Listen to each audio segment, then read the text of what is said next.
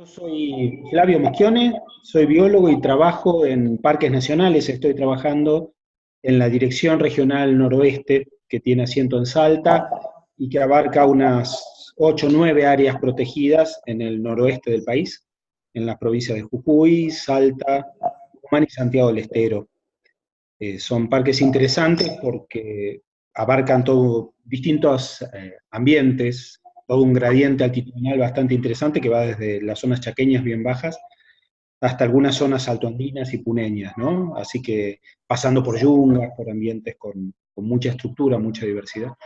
Y bueno, Parques Nacionales es un organismo que trabaja más que nada con la estrategia de conservación de áreas protegidas, que es una de las herramientas de conservación de la naturaleza, ¿no? Y bueno, Parques Nacionales es una institución de mucho tiempo dedicada a eso, tiene toda una serie de, digamos, de tradiciones y de trayectoria en ese trabajo, pero pensando en la conservación en general, pensando en lo que le puede tocar a la gente común, desde ya los parques nacionales están para ser disfrutados, para ser conocidos y aprovechados por la gente, ¿no? Pero la gente común a veces cuando ve una estrategia de conservación que solo tiene que ver con la protección, se siente un poquito excluido, un poquito como afuera, como si no estuviera realizando conservación uno mismo, como si la conservación la tuviera que realizar una institución o un rol particular dentro de la institución, como pueden ser los guardaparques. Y en realidad la conservación es algo mucho más transversal a la sociedad. La conservación hoy en día es entendida como un proceso social, no un proceso liderado por una institución en sí, sino liderado por muchos actores con muchas visiones distintas, con toda una tecnología y una ciencia conceptual atrás, pero que integra aspectos de la biología, obviamente, porque lo que conservamos son más que nada ambientes y procesos naturales, pero integrados con todas las ciencias sociales y con todas las estrategias de participación y de uso inclusive de recursos por parte del ser humano.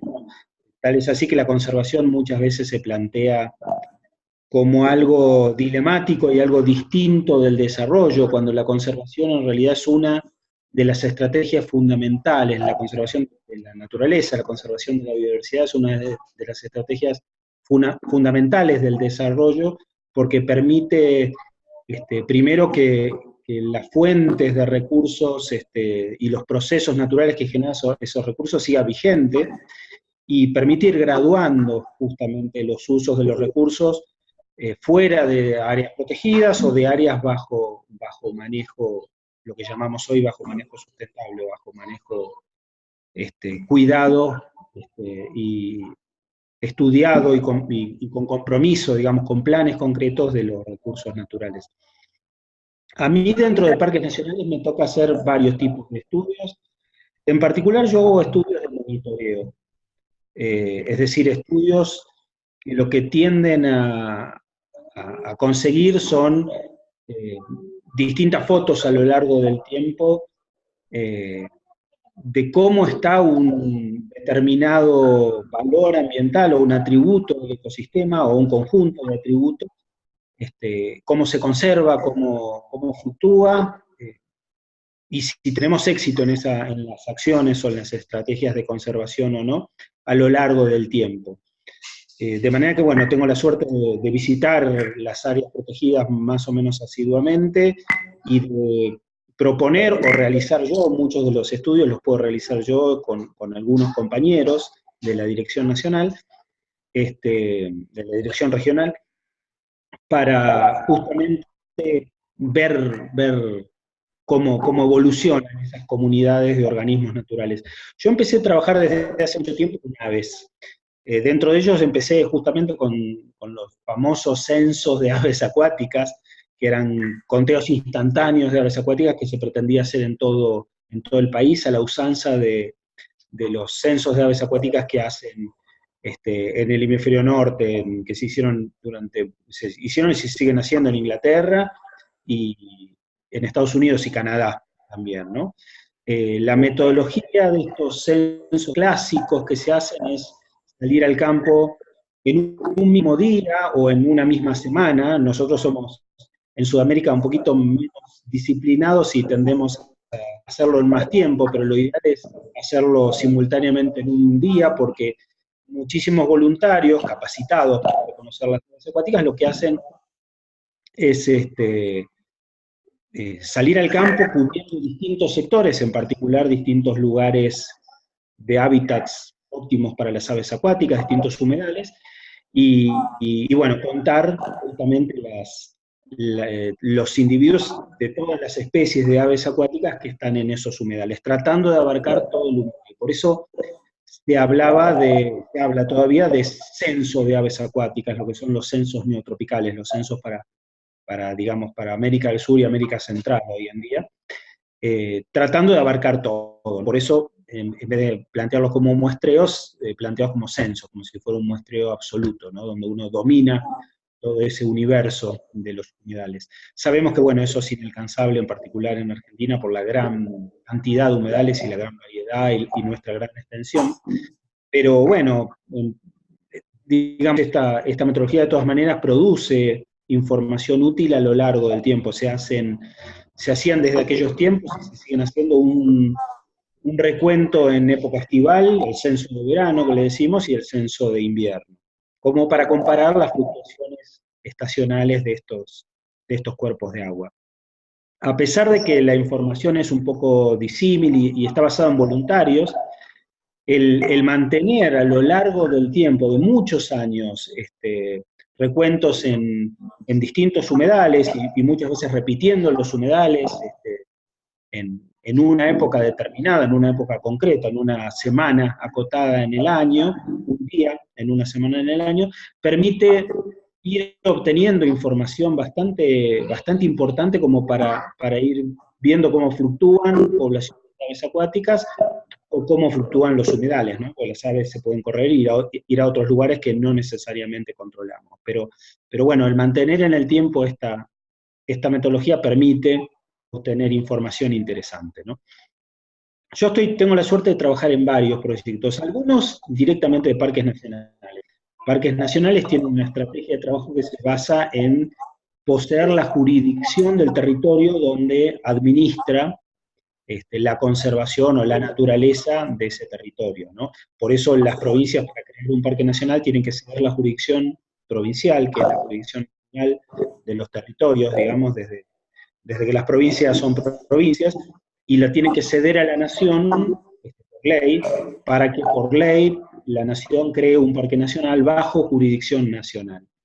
Entonces, bueno, los parques nacionales en sí, las reservas nacionales en sí, están bajo jurisdicción de parques nacionales, por más que geográficamente estén en las provincias. Pero también tengo la suerte de poder trabajar en colaboración con las distintas jurisdicciones provinciales. Y eso es muy rico también porque si pensamos en conservación, siempre pensamos, bueno, parques nacionales va a proteger, y sí, parques trata de proteger y hace lo que puede con recursos limitados, aunque son mucho más importantes los recursos humanos y monetarios que tiene que las provincias. Sin embargo, si queremos hacer una buena conservación, tenemos que trabajar en todas las jurisdicciones, tenemos que trabajar de manera articulada. Así que a mí me toca trabajar muchas veces provincias en acuerdo con las provincias, junto con los técnicos provinciales, y eso es muy interesante porque bueno, uno ve las distintas realidades de los distintos organismos y uno amplía mucho más el espectro de ecosistemas y de territorios, de superficie de territorio que abarca, ¿no? Y qué sé yo, bueno, acá en Salta y Jujuy trabajo puntualmente en la Laguna de los Pozuelos, que es un área protegida nacional, conocida usualmente como el Monumento Natural Laguna de los Pozuelos, aunque en realidad no tiene ley de creación, es la única área protegida nacional que todavía no tiene una ley de creación, así que bueno, es área protegida nacional. Y también trabajamos con Jujuy en la Puna, Pozuelos está en la Puna, es un humedal punino muy lindo, a unos 3.700 metros de altura. También trabajamos con la provincia de Jujuy en los humedales de lo que llamamos lagunas de Vilama, que están ahí en el rinconcito limítrofe con Bolivia y con Chile, en el límite tripartito, que son humedales de 4.700 metros, 4.500, 4.700 metros de altura, distintas lagunitas. Y bueno, y trabajamos en grupo las dos grandes cuencas estas de humedales, porque las aves acuáticas que están en un lugar y en otro usan ambos pisos, digamos, puneños y casi altoandino en el caso de Vilama, usan ambos pisos para realizar todas sus funciones vitales. En invierno están más concentrados en la zona de polluelos, en la puna más baja, más benigna. Y en verano muchas de ellas, en particular los flamencos, están concentrados en las lagunas de Vilama, inclusive crían regularmente, en particular el flamenco pune, el flamenco andino, crían regularmente en Vilama. De manera que, bueno, son dos de las muchas áreas que tienen los flamencos para realizar sus funciones vitales. Y nosotros tratamos de monitorear los dos, en Pozuelos como una cosa regular de parques nacionales. Llevamos realizando muestreos que empezaron sobre aves acuáticas en general, después se perfilaron sobre flamencos, ya desde hace unos 12 años que estamos haciendo este trabajo. Durante un tiempo hicimos muestreos todos los meses, recorriendo toda la laguna. La laguna es una laguna que fluctúa mucho el agua, porque hay periodos secos y periodos húmedos, puede tener desde 16.000 hectáreas hasta unas 300 hectáreas en época seca, de manera que es muy fluctuante, y por eso necesita de otros humedales complementarios de altura para mantener las poblaciones de aves acuáticas tan importantes. Pozuelos, de hecho, concentra en los números máximos de flamencos en Pozuelos, de las 3 especies de flamencos, llegaron a superar los 114.000 flamencos, ¿no? Todos juntos en un noviembre que estuvimos justamente haciendo trabajos en Pozuelos. Y en esa primera época, para intentar comprender un poco cómo funcionaba el humedal, lo que hacíamos era recuentos de aves acuáticas, pero en especial de flamencos, durante todos los meses. El tema de trabajar todos los meses, por un lado, está buenísimo. A lo largo de 2 años lo hicimos eso, casi de 3 años. Por un lado está buenísimo porque uno va viendo mes a mes cómo cambia, pero tiene una posibilidad, digamos, una contraindicación un poco severa, y particularmente acuciante para nuestros últimos tiempos, que son las limitantes de recursos muy importantes.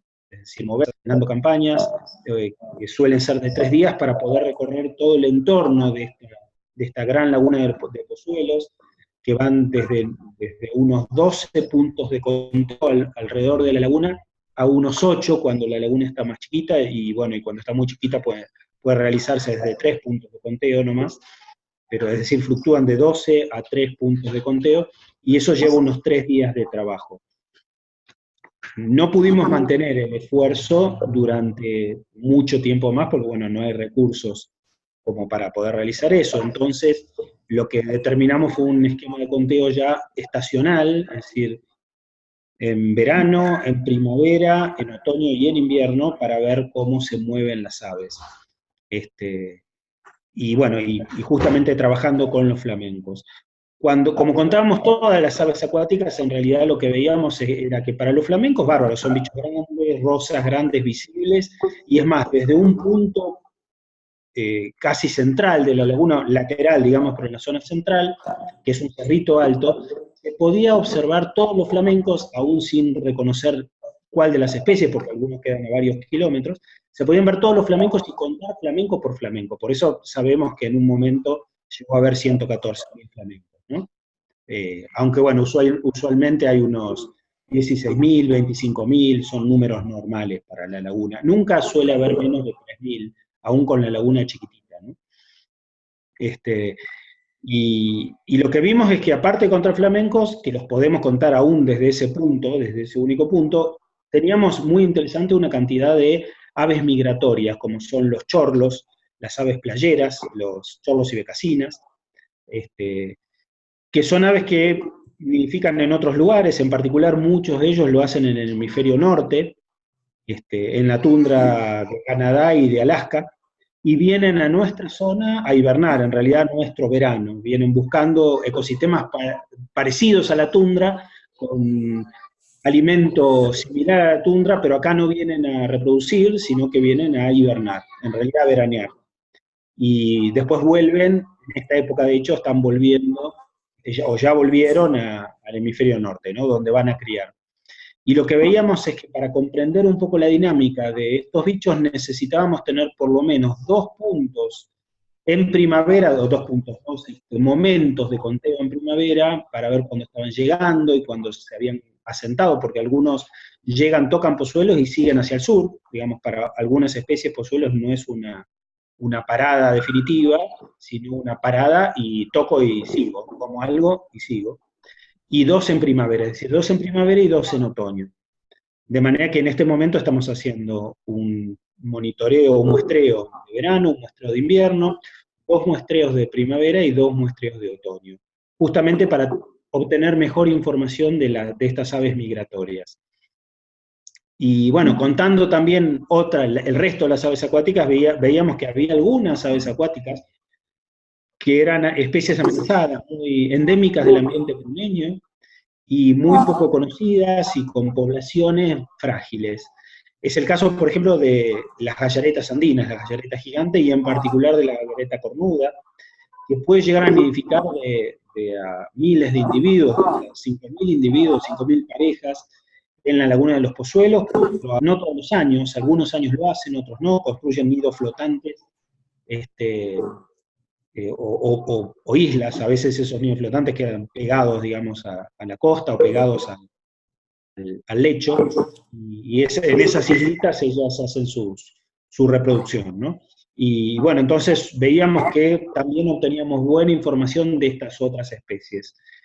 Tal es así que en estos momentos tenemos como 3 estratos o 3 tipos de comunidades de muestreo, como son los flamencos, con las 2 especies andinas, digamos, la puneña y la altoandina, que son especies consideradas vulnerables a nivel internacional, más el flamenco austral.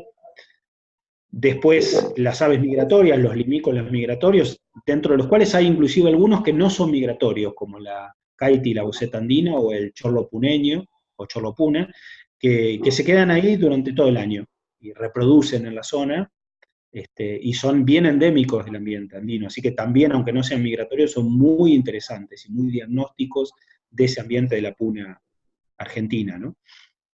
Y bueno, por otro lado, otras aves acuáticas, entre las cuales están gallaretas y, bueno, muchísimos patos, y algunos otros bichitos acuáticos muy interesantes. El mantener, digamos, este último esquema de muestreo al cual le estamos intentando agregar una fecha más en otoño y una fecha más en primavera, para ver mejor cómo se mueven los migratorios, porque, qué sé yo, este año, por ejemplo, pasaron ahora en otoño más de 50.000 chorlos de especies, unos 70.000 aproximadamente, que es un volumen importante, de algunas especies bastante raras, como el playero zancudo. Es raro ver concentraciones tan grandes. Y bueno, conviene tener muestreos en fechas próximas para ver cómo es la dinámica, si casi toda la población se queda o migra rápido hacia el norte. Así que bueno, en realidad el diseño del muestreo obedece a la pregunta que queremos contestar de cada uno de estos estratos, de estos 3 estratos o de estas 3 grandes comunidades de aves acuáticas que contamos, ¿no? Y el origen, en realidad, de este muestreo fue los censos neotropicales, ¿no? Teníamos información sobre todo de verano, porque en invierno Pozuelo se pone frío, se pone bastante frío, las camionetas suelen no arrancar a esa altura con el frío de la mañana, por ejemplo, quedarse congeladas el gasoil. Así que había en realidad conteos de muchos años anteriores a nuestro trabajo, estivales, todos hechos en la misma época, en verano, y eso nos dio la pista de que Pozuelos era probablemente, luego lo confirmamos, el sitio puneño más importante en cuanto a aves acuáticas de la República Argentina. Sería el humedal puneño más importante, que después fue confirmado por el resto del estudio, ¿no? Uno dice, ¿y estos estudios de aves acuáticas, para qué podrían servir en un ambiente tan distante como la puna? nosotros vemos que tienen distintas aplicaciones, ¿no? Por un lado, la puna, que es un ambiente mineral, digamos, es un paisaje mineral, dominado por cordones montañosos, por valles, y colores minerales, ¿no? Los colores de los cerros. En los sitios con agua, como es Laguna de Pozuelos, o el entorno, o pequeños ríos o vegas, esos humedales chiquitos, los lugares donde escurre el agua de deshielo, esos sitios de humedales son sumamente importantes porque son los lugares fértiles y habitables de la puna. De hecho, toda la producción ganadera de la puna, la producción de llamas, de camélidos y también bastante de ovinos, se concentra en esos lugares que, por otro lado, son los lugares de mayor biodiversidad, porque ahí está el agua en un paisaje totalmente desértico.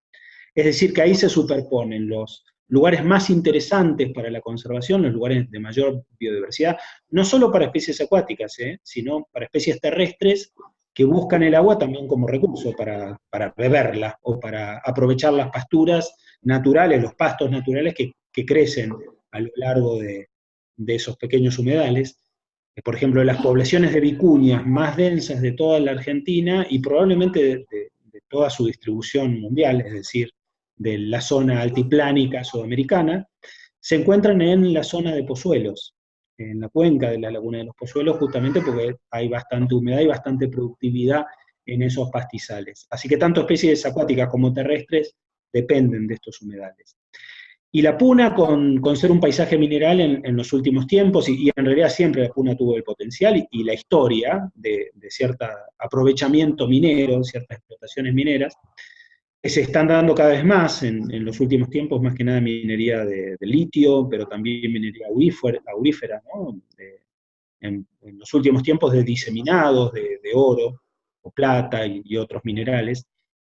La minería está, digamos, más que contaminar, que bueno, tiene el potencial, determinadas prácticas tienen un potencial de contaminación muy importante, el tema es que se hagan bien y no se hagan mal, ¿no? Como a veces con pocos controles y se hace mal, pero más allá de que puede contaminar o no contaminar, uno podría hacerla casi perfecta, muy controlada y que no contamine o que la contaminación sea muy puntual y controlada. Más allá de estas cuestiones, la minería necesita mucha agua para procesar los minerales. La minería de litio inyecta agua para poder después sacar el litio.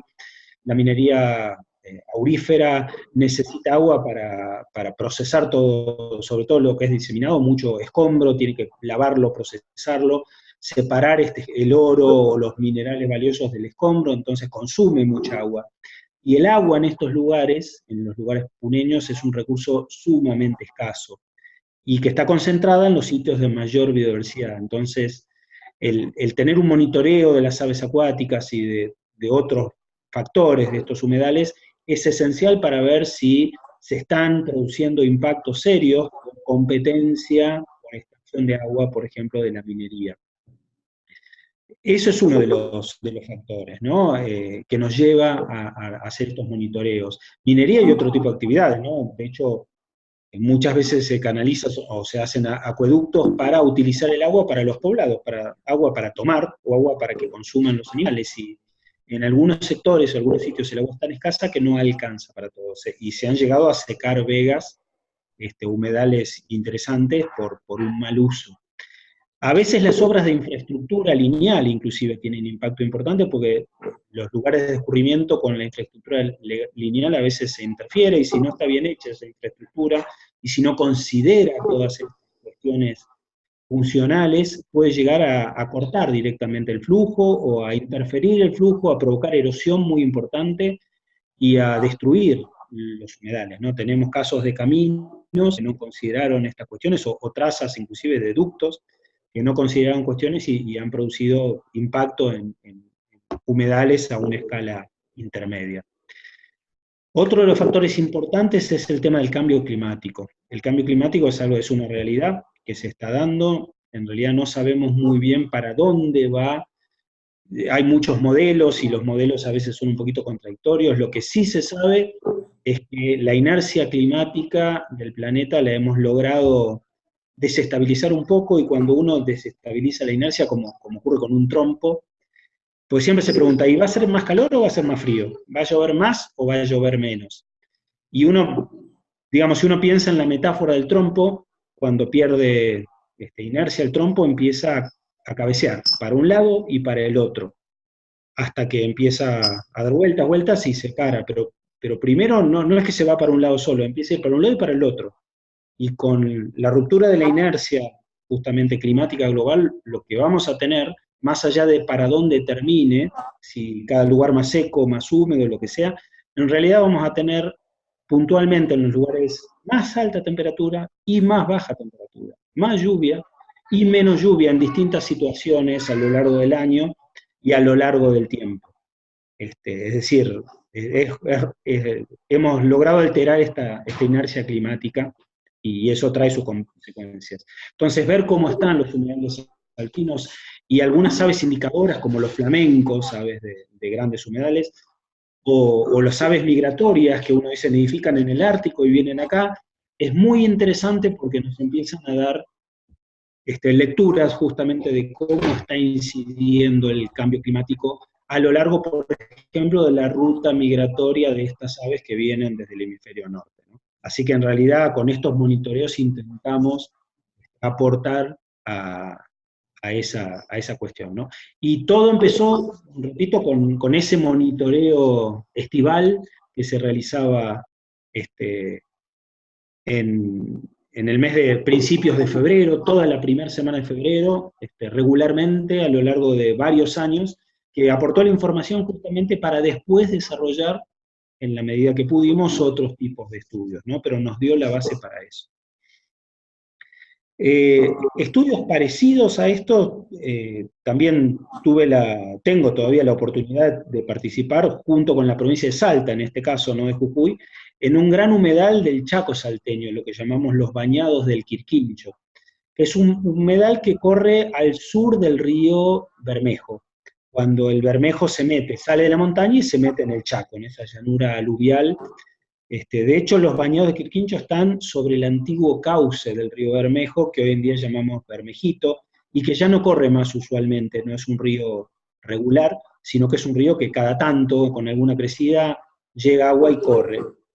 O que escurre el agua de lluvia de todos los veranos de los cerros salteños y llegan y bañan esos lugares. Es muy interesante estos ambientes porque al perder pendiente de los ríos de montaña, como el Bermejo y un montón de otros afluentes, pierden energía y depositan el sedimento en ese pedemonte, que se extiende en toda la primer parte del Chaco Seco, en la zona occidental del Chaco Seco, y generan justamente estos bañados. De hecho, el Bermejo, el curso actual del Bermejo, que llamamos Teuco, en ese lugar tiene muy poca profundidad y es un río absolutamente divagante. Un año pasa por un lado y el otro año cambió capaz que 2 kilómetros en su playa de inundación, ¿no? Se va desde un beril hacia el otro. 2 kilómetros o más, a veces 12 kilómetros puede llegar a fluctuar en línea recta. Y bueno, y estos bañados del Quirquincho son muy interesantes porque también concentran en el Chaco Seco, en un ambiente muy estacional, con sobre todo falta de agua, de lluvias en invierno no llueve solamente en verano y torrencialmente, pero estos bañados sí retienen agua y son sitio de reproducción y de hibernada también de muchas especies de aves acuáticas.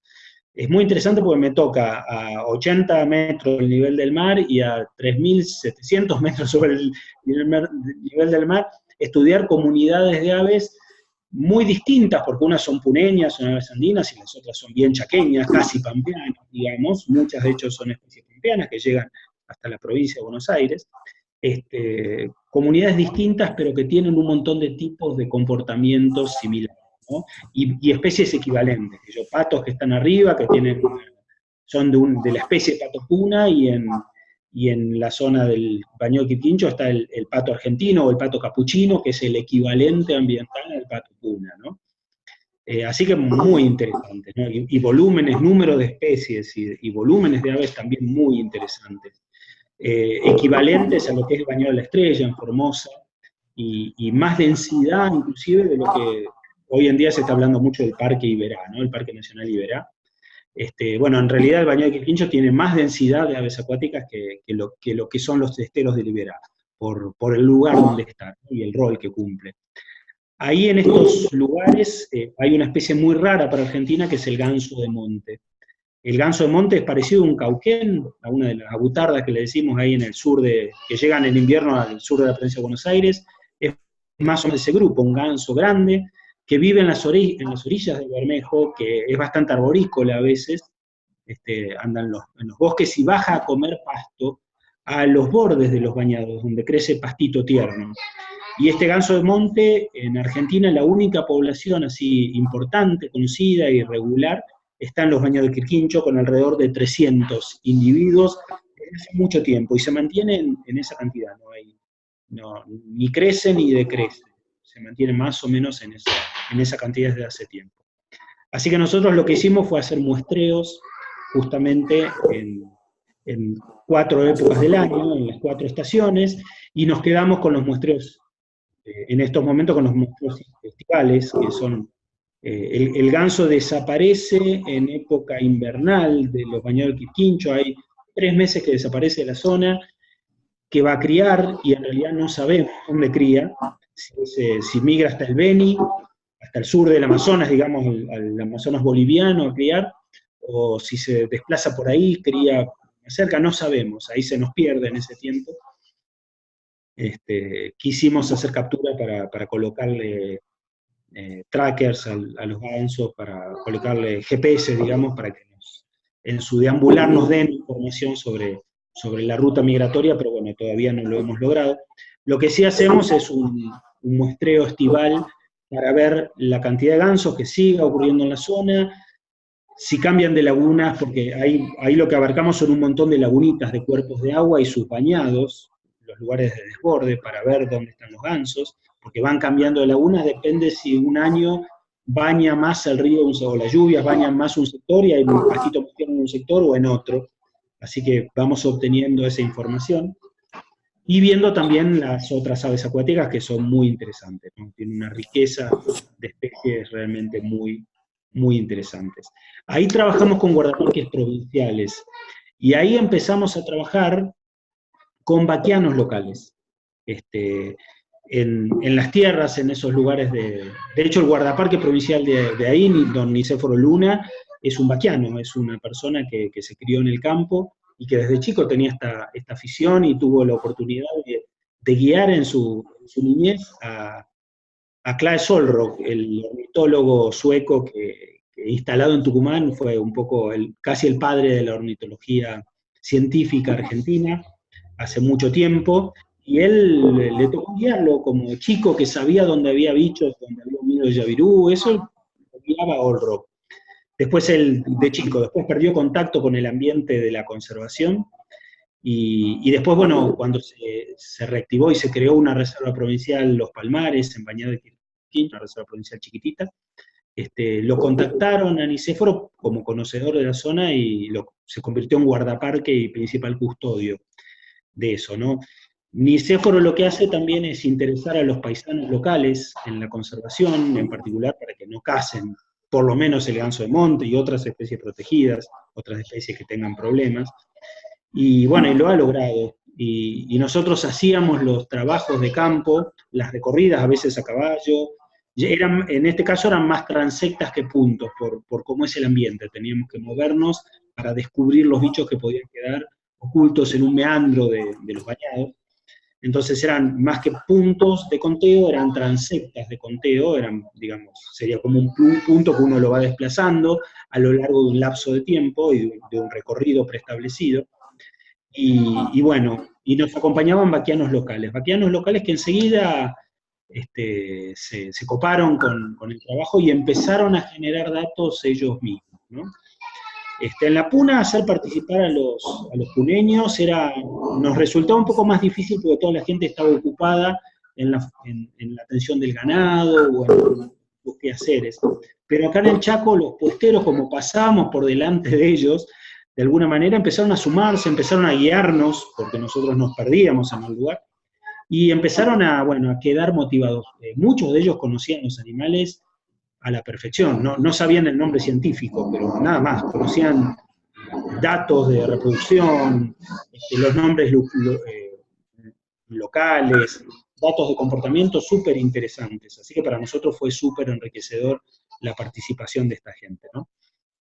Y en el último año se trabajó en una lonja fiscal que quedaba muy cerca de la Reserva de los Palmares para completar de alguna manera el muestrario ambiental, para declararlo reserva, donde vivía gente y hacía algunas prácticas de ganado. Así que trabajamos puntualmente con esos pobladores del área para que, bueno, que puedan seguir haciendo ganado de una manera un poquito más controlada e inclusive que les reditúe mejor económicamente, porque el manejo que hacían era un manejo muy como, sin pensando tanto en el rédito económico, sino en un manejo tradicional, clásico.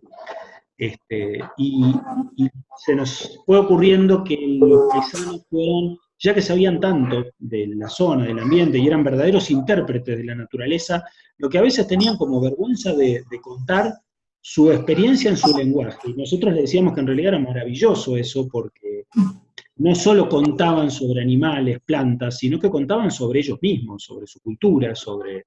Estos paisanos son descendientes de los criollos que entraron al Chaco en la época de la conquista, o inmediatamente post conquista, es decir, hay gente que tiene generaciones y generaciones en el Chaco, que tienen modos de pensar, modos de hablar, muy similares al español antiguo, qué sé yo, el coleto que usan, que es como una especie de traje de cuero que usan para meterse en monte y defenderse de las espinas mientras andan a caballo, es parecido a una armadura medieval. Y el sombrero que usan, que es un sombrero de casco redondo con un ala larga y el ala frontal está lo que le llaman ellos choteado, es decir, doblado hacia arriba, con un botón de cuero.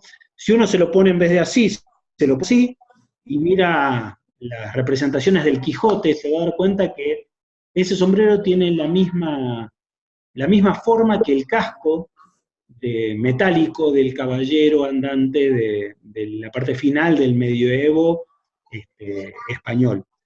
Así que esta gente conserva en buena medida parte de esa cultura, se lo ve en la palabra, en la forma de hablar, se lo ve en su concepto del honor y de la palabra.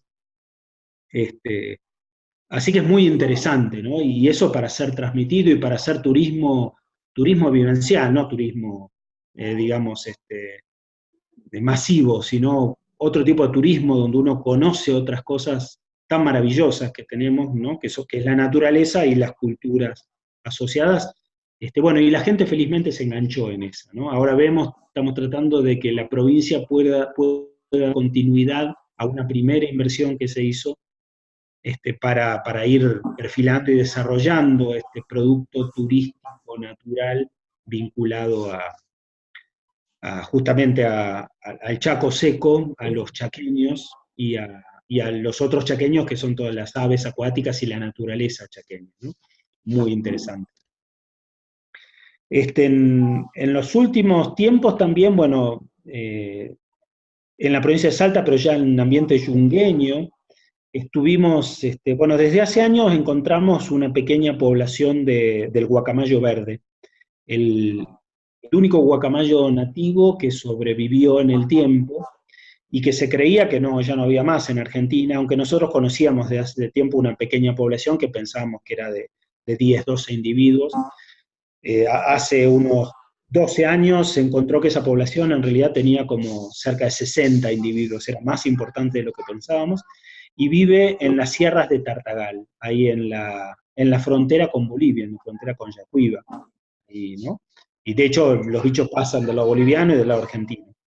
En esas sierras hay, bueno, un lote fiscal muy importante con selva pedemontana, que es la otra selva de la parte baja de las yungas, que en realidad no es yunga, es una selva seca, una selva estacional, mucho florísticamente un poco distinta a la yunga. En realidad es otra ecorregión, la ecorregión pedemontana que le decimos nosotros, que es una ecorregión vinculada con el cerrado brasileño, y que es una ecorregión que usualmente no reconocemos, y no reconocemos por un lado porque es una pequeña franja que apenas se mete en Argentina, pero por otro lado creo yo por un problema político, porque en realidad todos los bosques pedemontanos en zona de llanura, en zona de suelo fértil, terminan siendo desmontados para uso de la agricultura industrial, en particular la soja en los últimos tiempos. Así que la ecorregión pedemontana es una ecorregión, la ecorregión más amenazada, se puede decir, si no consideramos ya la ecorregión pampeana, que fue casi totalmente transformada, ¿no? Si la consideramos a la pampeana, sería la segunda en grado de amenaza a nivel nacional. Así que bueno, justo en esos lugares vive la población de guacamayo verde, de guacamayo, estos loros grandes increíbles, ¿no?, en esa zona. Y bueno, se gestiona para crear un área sobre esta tierra fiscal que en realidad está bajo explotación petrolera. Hay una explotación petrolera de la Pan American Energy, más que nada por el tema gas, más que petróleo.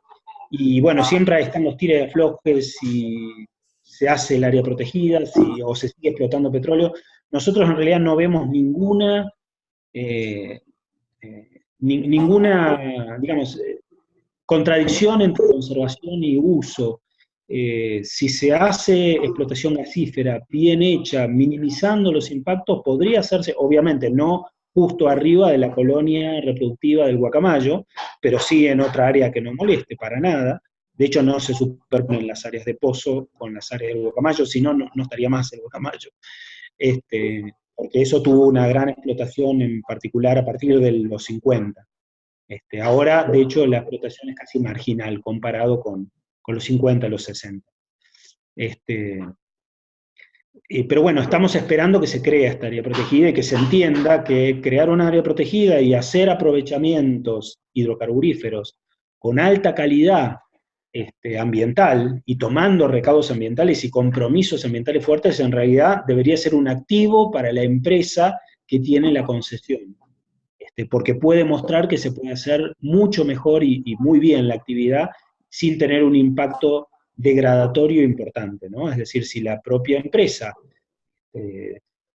colabora con la gestión de la reserva y conserva el guacamayo, eso debería ser un poroto a favor. Desgraciadamente en los mercados internacionales no se está cotizando la salubridad ambiental con la cual las empresas trabajan y por eso en realidad pichulean y tratan de hacerlo de la manera lo más barata posible, ¿no? Y los estados no están hasta ahora, ni el nuestro ni los estados, digamos, de las patronales, los estados que tienen las empresas, digamos, radicadas, las sedes de las empresas, no están controlando muy bien las cuestiones ambientales. Aunque vemos que hay un cambio ya, y esperemos que seguir impulsando esos cambios, que esos cambios sigan.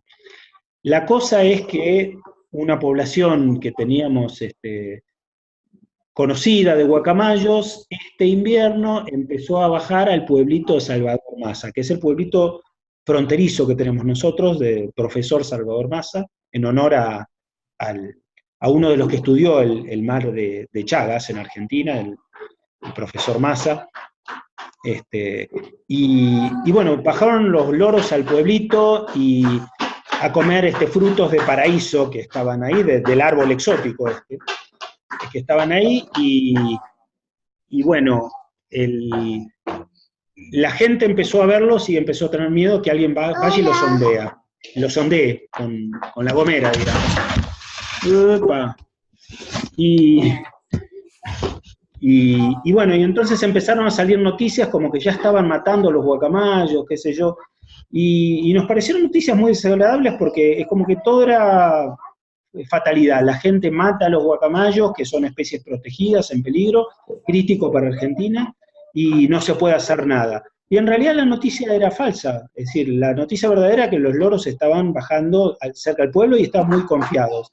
Pero nadie los había corrido a pedradas, ni habían matado ni cazado un guacamayo, porque los iban a vender, decían, pero en realidad era más imaginación de un periodista o de gente que se tomaba todo de manera muy pesimista. Y un profesor de biología local, que había venido a cursos de observación de aves y con el cual habíamos tenido cierto contacto, tomó el tema con escuelas locales y empezó a dar charlas. Y en realidad los chicos iban a observar, los chicos de las escuelas iban a observar los guacamayos, iban a hacer afiches, y los afiches los repartían por el pueblo. Y los chicos empezaron a multiplicar justamente la necesidad de proteger y de disfrutar del guacamayo. En vez de dar una imagen de todo perdido, ya en cualquier momento matan los guacamayos, ellos daban una imagen de todo lo contrario, de, bueno, los guacamayos nos visitan, vengamos a disfrutarlos, los observadores de aves que quieran hacer turismo, vénganse al pueblo, porque los tienen acá nomás sobre el pueblo y los pueden ver. Y cambió totalmente la óptica, ¿no? La orientación de la información, con una participación sumamente genuina de la gente de la zona que solo con algunas ideas empezó, bueno, siempre con alguien que catalice, que programe, que, que dé el juego. Es fundamental que alguien coordine todo eso, como fue este profesor Omar. Empezaron, bueno, a hacerse carne de la cosa y a ser verdaderos defensores, verdaderos custodios del guacamayo, ¿no? Así que muy bien tanto, porque ahora no solo tenemos custodios de las aves acuáticas y los humedales, sino que los tenemos vinculados ya a todos los tipos de aves prácticamente, y son gente de distintas provincias, de distintas orientaciones, extracciones sociales, inclusive de distintas etnias. Ahí hay guaraníes que están, guaraníes del oeste, que están trabajando con los guacamayos, ¿no? Y que piensan inclusive en hacer ecoturismo, un poquito étnico, inclusive vinculados al guacamayo. Y bueno, no nos olvidamos que ahí muy cerquita está el dique Itiyuro. El dique Itiyuro es un dique, si bien artificial, sobre un laguito donde había bañados, y se ha recreado un ambiente también seminatural. Y este dique Itiyuro tiene muchas aves acuáticas también, así que esperemos que las gestiones vayan prosperando, y el día de mañana, bueno, ojalá sería mañana, jueves, pero será mañana del año que viene, pudiera transformarse eso también, con tanto embale que están teniendo algunas escuelas locales, en una SEA, ¿no? Así que bueno, muy, muy contento de poder de tener la suerte de trabajar en estos distintos focos, siempre con las aves, siempre vinculados a la conservación, y vinculando gente, que la conservación es eso, la conservación es acordar cosas, hacernos cargo grupalmente de algo, de nuestros principales valores, de nuestros patrimonios. A veces pensamos que la conservación, hoy inclusive está muy de moda en los últimos tiempos, que la conservación es criar animales que ya no están en un lugar, los crío y los vuelvo a alargar en un lugar para que vuelvan a estar. Y en realidad, bueno, eso es interesante desde el punto de vista afectivo, uno dice, emotivo, uno dice, Yaguareté vuelve a Corrientes, y qué importante que es eso, ¿no? Qué interesante. Ahora, Corrientes no era menos Corrientes sin Yaguareté, y los esteros de Liberá sin Yaguareté no eran menos que los esteros con Yaguareté. Y esta estrategia, esta herramienta de la reintroducción puede ser útil en algunos casos, pero en otros casos puede ser usada demagógicamente, ¿no? Es una herramienta cara, sale mucho, es una herramienta muy insegura. Uno cría bichos y trata de adaptar, y juega en eso, y es muy atractivo ese juego, pero el rol para la conservación, el impacto concreto en conservación de eso, suele ser muy aleatorio y en muchos casos mínimo. Hay veces que tenemos la suerte que algo puede prosperar, pero casi es suerte, y nosotros, para hacer conservación, no tenemos que confiar en la suerte, tenemos que ser artífices del cambio.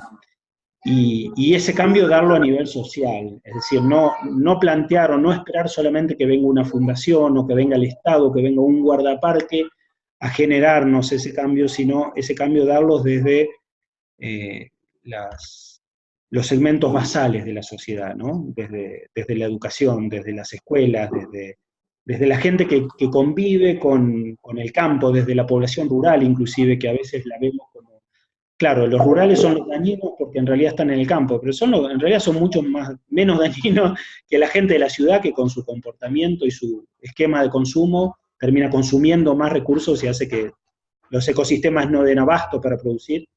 Y el tipo que está en el ámbito rural claro, es el que le toca estar en el límite, pero, pero suelen ser esenciales, no solo vistos como que puede ser el cazador o que el que produzca el daño, sino todo lo contrario, suelen ser esenciales como los defensores, los verdaderos defensores de esos ecosistemas que están en el medio rural, ¿no? Así que bueno, justamente estos proyectos no, y fui de arriba hacia abajo de alguna manera, pero también fui de lo que hacía una institución de alguna manera del Estado, o yo como trabajador de una institución del Estado, a veces sin consultar al resto de la gente, a procesos mucho más participativos en los cuales nosotros somos un actor más, que puede ser catalítico o no, a veces un participante que da una charla, y que, bueno, puede detonar algo, pero, o organizar o movilizar, pero lo importante es cuando la gente local se hace cargo justamente e interpreta la conservación, primero interpreta el patrimonio como algo valioso, la naturaleza como algo valioso, la cultura como algo valioso, y se hace cargo de esa conservación del patrimonio natural y cultural.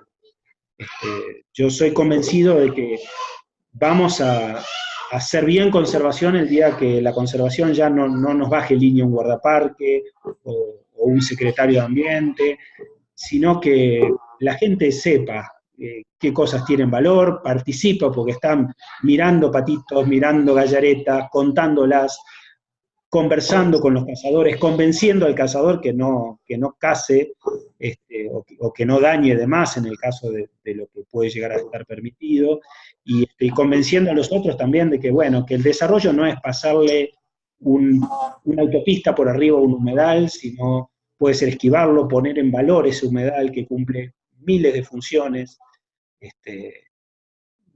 y que son esenciales para nuestra vida, y eso lo vamos a lograr participando todos, ¿no?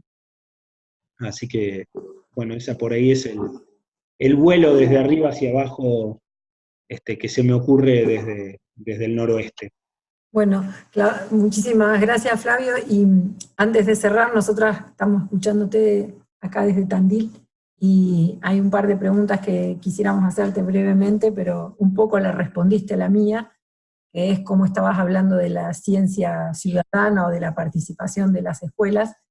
Y la pregunta concreta es, ¿qué valor le das vos, que conocés bien, tenemos el privilegio de que seas profe de nuestra diplomatura y de nuestros emprendimientos desde 2013 convocado, 2014 en Santa Fe, y realmente es un lujo trabajar en una línea de tiempo, ¿no? Entonces hasta ahora y sostener.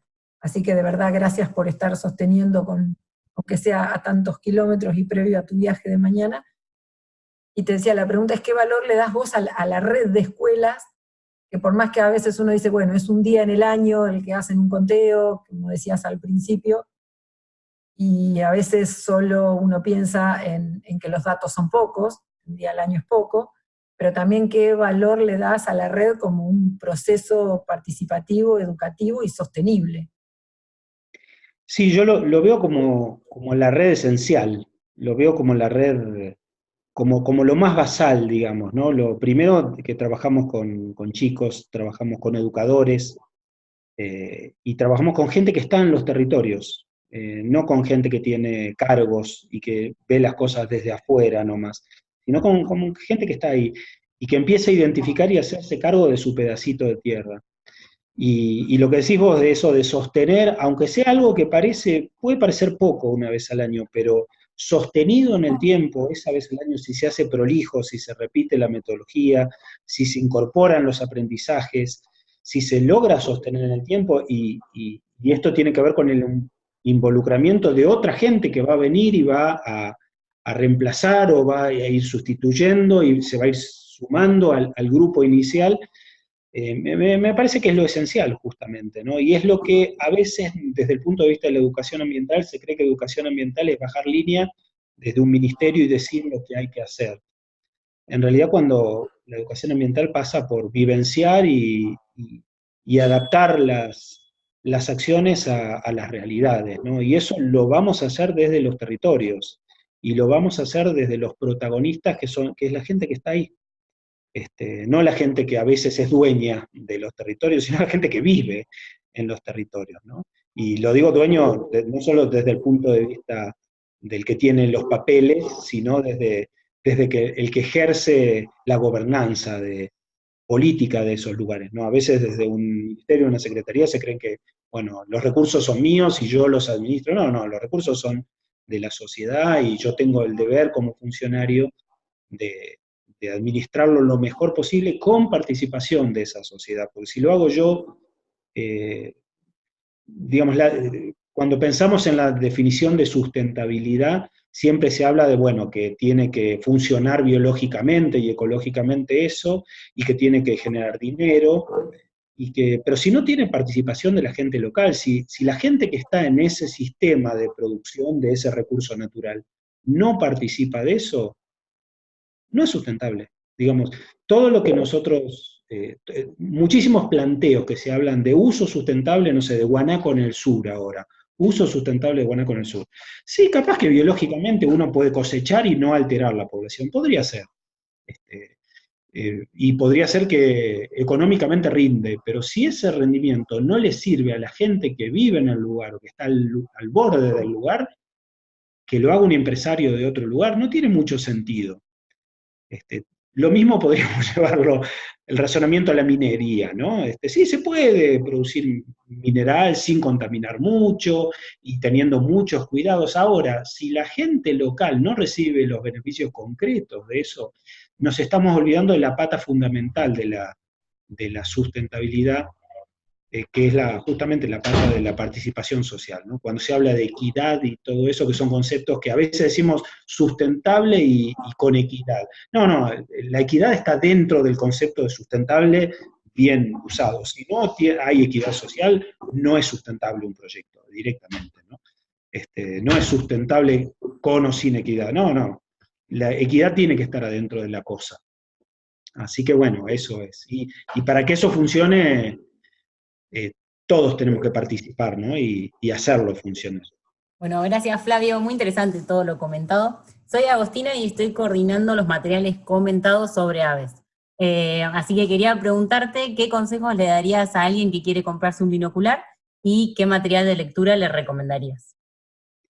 Mira, para empezar, los binoculares son una buena adquisición justamente porque hace que uno se pueda meter más cerca de las aves, sin molestarlas sobre todo. Así que está buenísimo comprarse un binocular para empezar. Para empezar a mirar aves, las guías de campo que están dando vuelta, la guía de Tito, por ejemplo, de Tito y Darío, que por ahí es la guía más clásica, y es una guía muy, muy argentina, con un formato muy argentino, así que es muy rioplatense en realidad, pero muy interesante, digamos, ¿no? Desde el punto de vista como guía nuestra. Y por otro lado, que salgan al campo, que no se queden solo con los... Hoy en día, por suerte, googleando se pueden conseguir muchos materiales, se pueden ver fotos para confirmar las observaciones, pero por ahí lo fundamental es que salgan al campo y que disfruten la actividad, que la hagan no como una obligación nomás, sino también para disfrutar, mirar aves, tomar mate, charlar, mirar plantitas y tratar de ver cómo funcionan otras cosas que no son solo nuestras ciudades o nuestro esquema político, ¿no? Así que por ahí es eso, más que nada, ¿no? Que experimenten ellos mismos y que sí, que lean, traten de leer todo lo posible, que por suerte hay mucho material ahora, pero bueno, binocular y guía de campo es esencial para poder empezar con la actividad, ¿no? Y vos nos habías comentado, charlando estos días, que por de compartir también la guía, como para que la gente vea monitoreos a otra escala, como llamabas hoy, no tanto los censos, pero sí los mal llamados censos, pero los monitoreos, y capaz que eso tiene alguna utilidad como para ver que esto mismo que están intentando las escuelas o que estamos intentando varios grupos, se está haciendo también a otra escala y que el valor de eso es muy alto cuando también tiene una estructura, ¿no?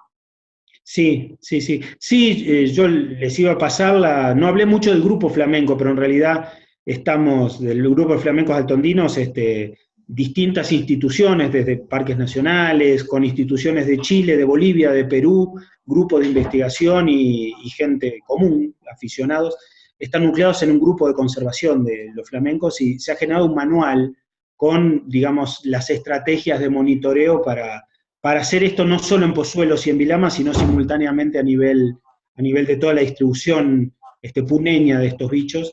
Y sí, la idea era compartir ese manual que está editado, también para que vean algunos ejemplos de cómo se puede organizar uno justamente para poder obtener información útil y, bueno, a partir de eso hacer otras cosas, ¿no?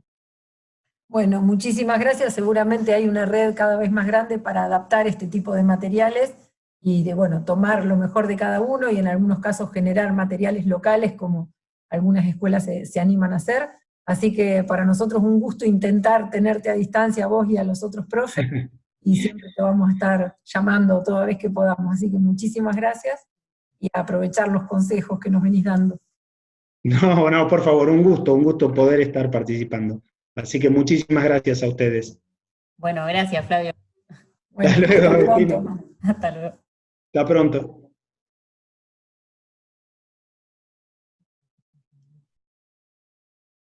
Ahí está ya.